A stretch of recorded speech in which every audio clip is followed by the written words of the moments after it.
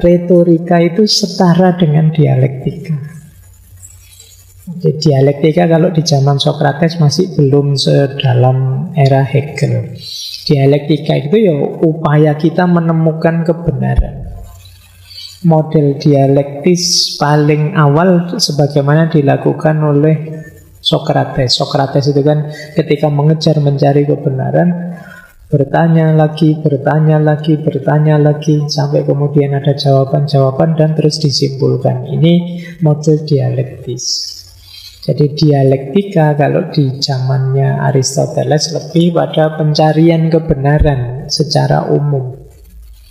Itu dialektika. Nah, tandingannya dialektika itu retorika. Makanya kata Aristoteles, retorika is the counterpart of dialektik. Retorika itu padanannya dialektika. Jadi yang satu mencari kebenaran, yang satu menyampaikan atau menunjukkan kebenaran yang sudah ditemukan. Yang satu tentang kebenaran yang sudah pasti. Kalau retorika tentang hal yang mungkin. Yang mungkin itu maksudnya apa? Kebenaran yang pasti tadi kan masih mungkin diterima dan mungkin ditolak oleh orang lain. Jadi dia berhubungan dengan kemungkinan. Kalau dialektika berhubungan dengan kepastian. Baik, ini untuk menegaskan saja ya, memperluas bedanya retorika dan dialektika. Alatnya sekarang. Jadi kalau kita ingin membujuk orang, ada dua cara, ada dua alat, dua perangkat. Yang pertama namanya perangkat inartistik, yang kedua perangkat artistik. Kalau inartistik itu bukti-bukti di luar diri kita, bukti-bukti eksternal. Kita ingin meyakinkan orang, itu bisa dengan bukti eksternal. Misalnya, ini loh dokumennya, ini loh rekamannya, ini loh pengakuan saksinya. Ini namanya bukti eksternal. Saya tidak bohong, ini gambarnya, meskipun gambarnya sudah di-crop misalnya. Saya tidak bohong, ini videonya dipotong misalnya. Tapi ini namanya bukti eksternal. Bukti eksternal ya bisa jadi bukti dan sangat mendukung. Kalau ini tidak dibahas banyak oleh Aristoteles. Yang banyak dibahas di retorika itu bukti internal yang harus kita bereskan dalam diri kita sendiri sebagai orang yang berbicara. Disitulah nanti kita ketemu tiga unsur pembuktian internal. Ini terkenal sekali. Yang pertama logos, yang kedua ethos, yang ketiga pathos. Kalau kita mampu tiga ini, kemungkinan persuasi kita, penyampaian kita, bujukan kita pada orang lain akan diterima. Ini namanya bukti artistik, bukti internal. Yuk kita bahas satu-satu ya. Ambil nafas dulu sebentar. Ini masih panjang. Karena satu buku harus saya rangkum di satu sesi. Apalagi sesinya agak telat mulainya karena isaknya agak malam. Saya awali ya. Yang pertama logos. Logos itu keywordnya 3. Logic, reason, and fact. Logika, nalar, dan fakta. Jadi logos itu argumen yang didasarkan pada fakta, bukti, dan nalar atau kemasukakalan. Ini namanya logos.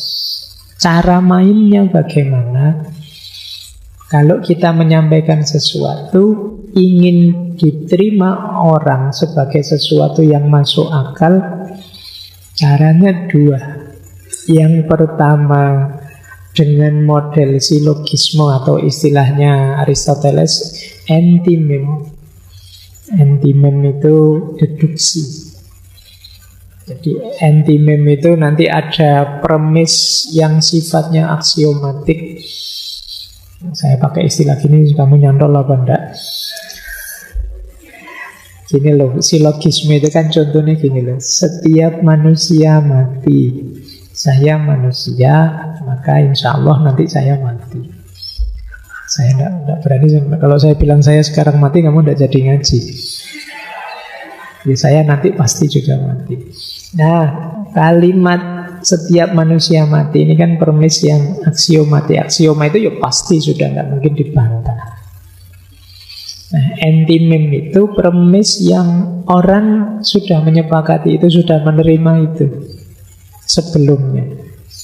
Jadi pastikan misalnya teman-teman mempersuasi, ngajak sesuatu, pastikan premisnya sudah disetujui oleh audiennya. Kalau belum, ya akan ditolak. Jadi misalnya kalian ingin membahas sesuatu yang premisnya adalah anak muda sekarang itu lemah misalnya. Itu kalau audiennya tidak terima, tidak kata siapa, banyak bukti-bukti anak muda sekarang kuat kok, tidak jadi dibahas mesti. Membahas solusi mengatasi strawberry generation. Terus sebelum orangnya ngomong kamu bantah, katanya siapa sekarang itu strawberry generation? Itu kan kata orang saja. Kita merasa kuat kok, hebat kok. Ya selesai, tidak jadi diskusi. Maka pastikan premis yang kalian pakai itu meskipun tidak mutlak, tapi disepakati oleh audiennya. Biarkan audiennya membuktikan sendiri, menerima langsung yang kamu sampaikan. Jadi entah caramu mancing agar mereka menyepakati premis. Indonesia ini tidak lama lagi akan jaya, atau Indonesia ini tidak lama lagi akan hancur, dan lain sebagainya. Monggo, premis-premis yang kamu berikan pastikan diterima oleh audiennya. Kalau tidak, ya ajaanmu akan tertolak, persuasimu akan tidak diikuti. Jadi nanti banyak sekali beliau Aristoteles ini bahas antimem ini. Nanti ada banyak pola, cuma malam hari ini tidak saya detailkan, nanti mungkin saya detailkan di Al-Farabi mufasirnya. Baik, jadi ini gaya pertama, namanya gaya deduksi. Cara bujuk orang secara logis, ya pancing dia dengan premis yang dia setujui. Kita sekarang kan sedang zaman kalau bendu toh. Iya Pak memang. Nah kalau sudah mau dengan premisnya, baru kamu masuk dengan keinginanmu. Oleh karena itu, mari kita tirakat. Nah, ajakan tirakanmu diterima karena mereka awalnya menerima premismu bahwa sekarang zaman kalau bendu. Tapi kalau orangnya tidak terima, kalau bendu di mana Pak? Wong kita asik-asik aja, ya ngopi, ya ngerokok, ya nonton drakor, ya di mana kalau bendunya misalnya, ya selesai nanti kamu ajak tirakat, tidak mau mereka. Jadi masuklah dengan antimem yang pas, dengan premis yang cocok, yang sesuai. Yang kedua, kalau tadi kan deduksi namanya. Kalau yang kedua induksi, induktif. Kalau ini lebih mudah. Kalian tidak membawa premis-premis, tapi membawa fakta-fakta. Coba lihat itu. Kemarin ada mahasiswa bunuh diri. Kamu sudah sulit kalau sudah diberi fakta begitu. Coba lihat itu kemarin waktu debat itu, Masya Allah misalnya. Kamu begitu ditunjukkan fakta, kamu bantahnya susah. Meskipun mungkin fakta itu sudah kamu crop, sudah kamu frame, sudah kamu arahkan sesuai kepentingan. Tapi yang seperti ini namanya induksi. Kalau tadi dengan premis, sekarang dengan fakta kamu ajak orang untuk menerima. Coba lihat itu, sakit kan dia sekarang, makanya kayak gini namanya mancing dengan fakta, membuat orang ikut persuasi. Inilah logos. Itu di situ saya tadi tidak sengaja baca, itu ada kalimat menarik. 80% penulis yang diwawancara mengatakan mereka menulis setidaknya 4 draft kasar sebelum menerbitkan tulisan. Ini mungkin bisa ya, bisa tidak. Tapi begitu ngomong, ini loh hasil penelitian, itu kan kamu cenderung percaya. Itu fakta. Meskipun faktanya ini yang diwawancara siapa, yang ditanya siapa, penulis yang mana, kan kita tidak tahu. Tapi kalian kalau ada pernyataan sebuah penelitian menyebut, itu kalian sudah anggap itu valid, mesti penelitian kok. Kamu mesti sudah begitu. Itulah dikjayanya fakta. Maka kalian boleh masuk berretorika agar kebenaranmu diterima, bisa secara deduktif, bisa secara induktif. Bisa kamu masuk dengan premis-premis yang disepakati diterima, bisa juga kalian masuk melalui fakta-fakta, contoh-contoh konkret. Ini yang pertama. Jadi pintu pertamamu untuk bisa mempersuasi orang adalah logos.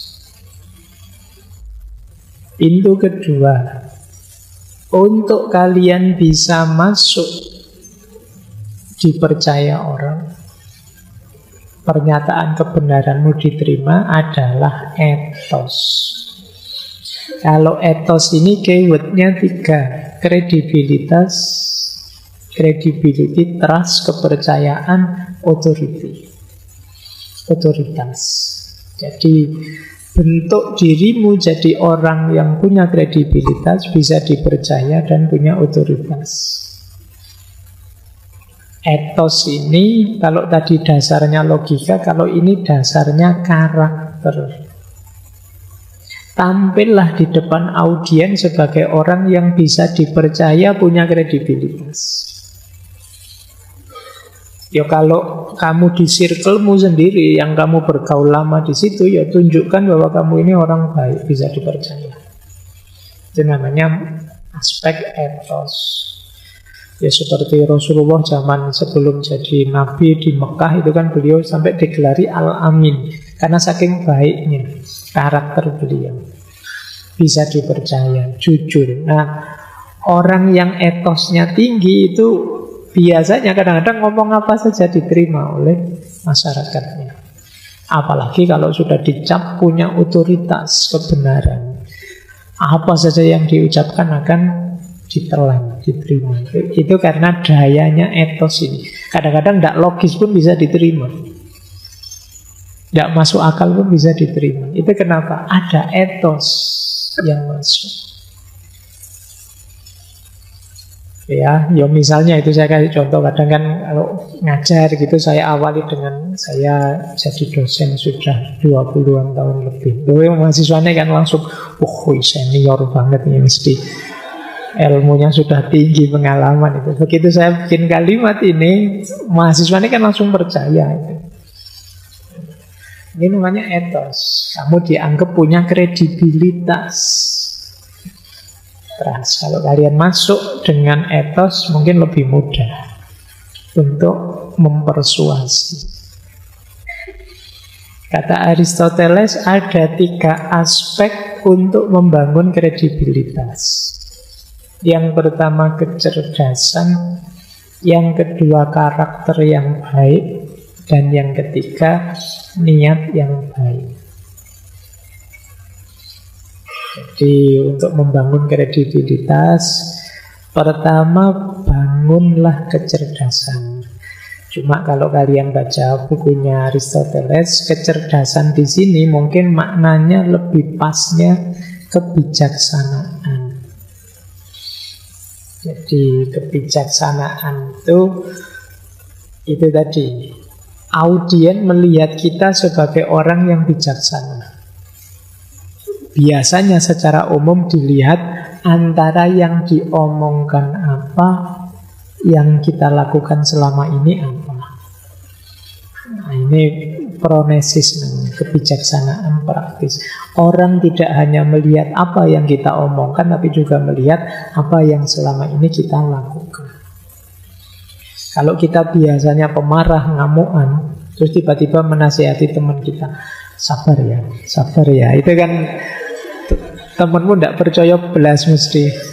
Kok dapuranmu nyuruh orang sabar, kamu sendiri ngamukan gitu. Jadi ini namanya phronesis.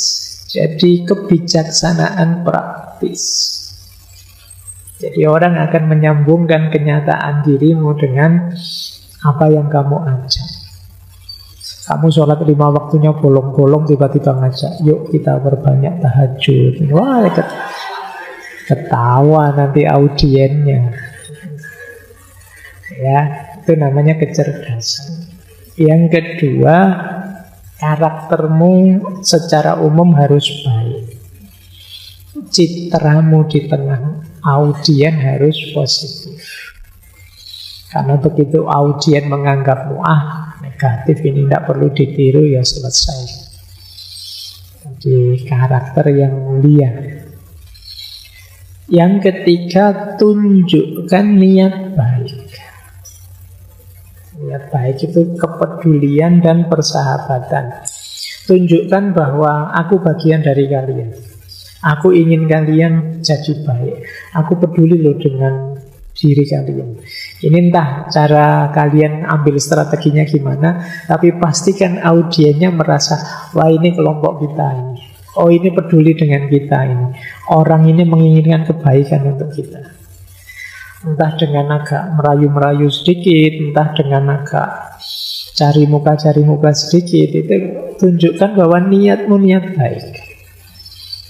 Jadi ya mungkin saya berkorban waktu, korban biaya, korban tenaga, tidak apa-apa demi bapak ibu agar kayak gini kan orang terus, wah iya ya kasihan sekali, saya tidak mikir bayaran loh, kayak gini tuh biar audienya terus, wah ini orang baik, ini niatnya baik. Jadi dia tidak mikir wong dia dikasih, yang mikir panitianya. Jadi kalau ingin membangun etos yang baik, memang tidak bisa instan. Karena berhubungan dengan citra kualitas diri selama ini. Jadi, tapi kan kalau saya ngomongnya di luar circle Pak, yang jauh dari kebiasaan, ya orang ngundang kita, memberi ruang kita untuk bicara di ruang mereka, itu pasti karena citra kita. Kalau citra kita negatif, ya kemungkinan ruang kita tidak akan diberi oleh mereka untuk kita menyampaikan kebenaran yang kita inginkan. Maka selain logos, membangun nalar, kita juga harus membangun karakter. Kalau kita tidak membangun karakter yang baik, ya kalau citra kita sudah rendah di hadapan audien, persuasi kita tidak akan didengarkan. Ajakan kita tidak akan diterima oleh mereka. Siapa kamu kok berani-beraninya nyuruh kita, berani-beraninya ngajak kita, meskipun yang kita omongkan baik atau benar misalnya. Ini yang kedua, namanya etos. Yang ketiga adalah patos. Nah, kalau patos keywordnya 3. Yang pertama emotion, yang kedua belief, yang ketiga common experience. Jadi emosi, kepercayaan, dan pengalaman yang sama. Kalau patos ini di audiennya. Kalau etos tadi kan di kita. Maksudnya apa? Patos itu kita berargumen dengan membangkitkan emosi atau rasa audien. Gimana caranya? Audien itu emosinya kita arahkan sesuai yang kita inginkan. Itu namanya patos. Saya ngomong kayak gini, biar kamu tersinggung terus ikut bantu saya melawan orang itu misalnya. Ya, terus sukses membuat dia tersinggung, berarti kita pinter dalam aspek patos. Jadi kita bisa membangkitkan emosinya. Kita bisa mancing rasa dia. Itu biasanya orang bisa membangkitkan emosi itu kalau dia sendiri juga punya common experience. Mari kita bangkit melawan. Ini kita sama-sama ditindas ini. Sama-sama ditindas ini kita punya pengalaman yang sama. Saya marah. Masa Bapak Ibu tidak marah kalau situasi ini? Itu kan terus terbangkitkan emosinya. Ini namanya pantos.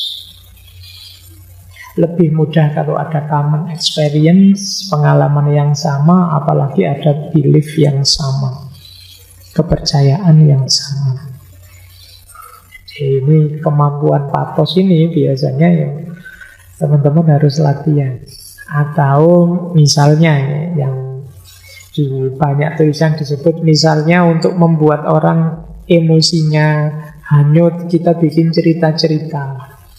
Atau membuat orang gembira, ya kita bikin humor-humor, dagelan-dagelan. Ini kemampuan patos, kemampuan bermain dengan emosinya audiens. Kita ingin mereka marah, ya kita bisa mengarahkan, mempersuasi mereka untuk marah. Kita ingin mereka gembira, kita bisa menggembirakan mereka. Ini patos. Jadi selain membangun karakter kita, kita harus jeli memainkan patos, perasaan mereka. Nanti ada banyak sekali bab yang Aristoteles menjelaskan emosi-emosi yang penting jadi perhatian kita. Jadi di catatan saya itu saya gabung karena masing-masing isu ada satu bab sendiri, satu bagian. Jadi bagaimana cara kita mengarahkan emosinya atau perasaannya audiens? Ada kemarahan, ada ketenangan.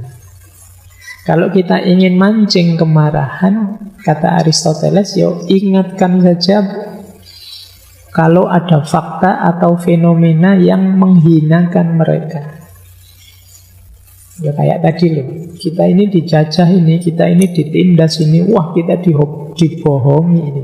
Kayak gini itu mudah membuat orang marah.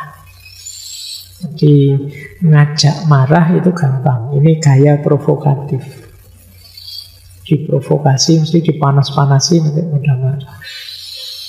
Nah, lawannya kemarahan, ketenangan. Kalau ingin membawa pada ketenangan, ya tunjukkan sebaliknya. Iya sih, kita pernah disakiti, tapi tidak apa-apa. Mereka sekarang sudah tobat, sudah jadi orang baik. Tidak seperti dulu lagi, manusia ya berubah. Ini orang terus jadi tenang. Atau pakai gaya stoik. Kalau gaya stoik kan, wajar di dunia ini ada orang baik, ada orang jahat. Ya kebetulan kita sedang berurusan dengan orang jahat. Biasa sajalah, akan selalu ada orang jahat di dunia ini. Ini gaya-gaya stoik untuk mancing ketenangan. Jadi tidak apa-apa, tidak usah marah, tenang saja. Nanti Gusti Allah sembales. Jadi ini kalian harus bisa menegakkan ketenangan, bisa juga mancing kemarahan. Itu orang yang retorikanya canggih. Yang kedua, ada persahabatan, permusuhan. Secara umum kata Aristoteles begini, untuk menjalin persahabatan tunjukkan kita punya banyak kesamaan. Jadi kita punya pengalaman, punya tujuan, punya keinginan yang sama dan bisa kita wujudkan bersama-sama. Itu akan mudah jadi teman. Makanya kan ya contoh sederhananya kalian ketemu orang kuliah di mana? Kuliah di mana? Sama kayak kampus saya. Itu cepat jadi temannya. Tapi kalau nyari beda terus ya sulit jadi teman. Kamu kuliah di mana? Saya di UIN. Oh saya beda, saya UGM. Saya itu supaya mono susah jadi teman. Jadi kalau kita nyari bedanya saja sulit jadi teman. Cara untuk berteman, temukan persamaan-persamaan. Jadi kalau teman-teman sedang mempersuasi, misalnya ceramah kayak gini, padahal saya dengan kalian banyak sekali mungkin bedanya. Tapi carilah titik-titik sama. Gimana? Ngantuk ya? Wah, itu kan saya paham benar itu. Terus kalian merasa, wah iya Pak. Terus jadi lebih dekat. Capek ya? Oh iya Pak, capek. Padahal banyak sekali yang berbeda, tapi selalu yang diangkat yang sama-sama. Jadi ketika itu mudah jadi persahabatan. Sebaliknya, kalau ingin membangun permusuhan, membangkitkan rasa permusuhan juga gampang. Cari hal-hal yang berbeda, cari hal-hal yang tidak sama, hal-hal yang kontras, tabrakan. Nah itu terus mudah jadi musuh.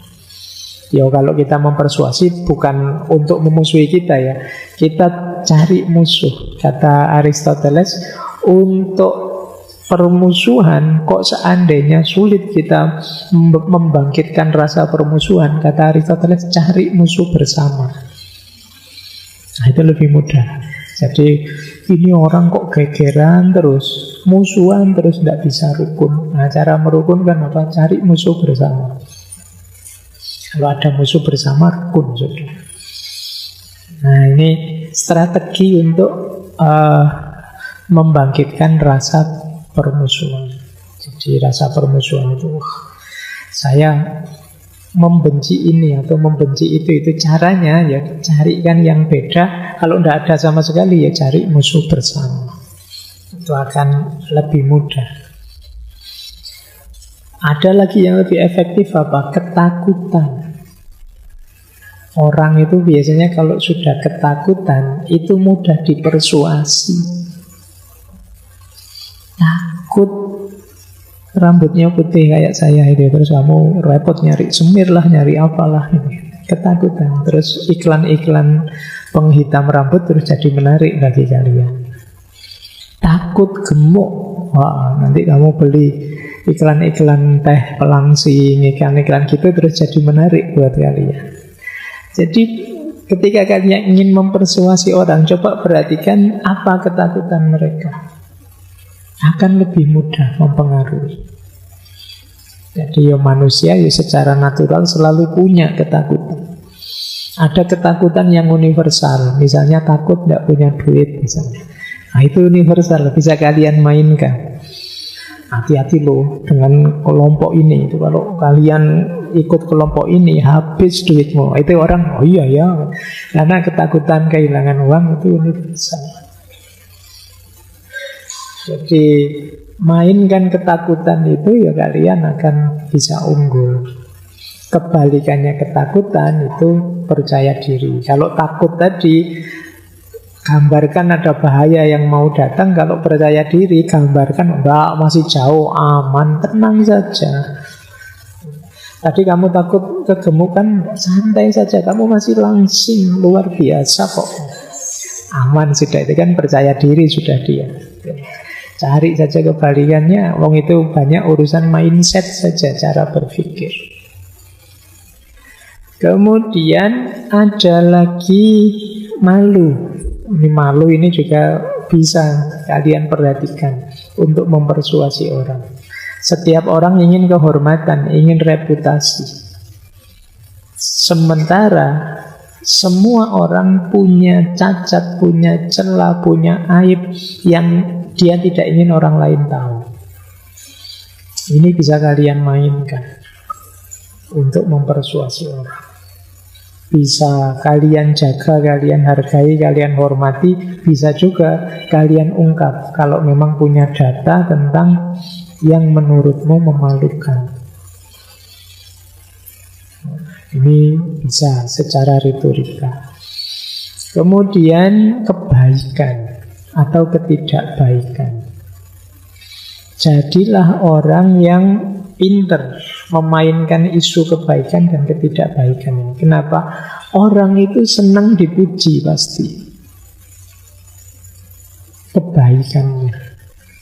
Tidak suka kalau dicuekin kebaikannya. Cara paling gampang mengambil hatinya orang apa? Pujilah dia. Wah, Bapak ini hebat sekali ya. Saya tidak bisa seperti Bapak. Jadi, Maksudnya tidak bisa itu bisa multitafsir, tapi begitu dibilang gitu kan hatimu besar. Kamu senang. Saya sudah umur sekian, kalau kalian masih muda sih, masa depanmu masih cerah, wajahmu kan kelihatan bercahaya semua. Kamu dibilangin gitu kan, wah luar biasa. Padahal mungkin ya basa-basi.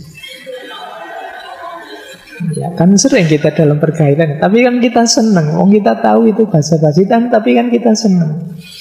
Lama tidak ketemu, kelihatan tambah cakep saja ya. Kalau kita padahal itu ya jelas basa-basi, tapi ya kamu kan hatimu mengembang, wah tambah cakep lagi ternyata.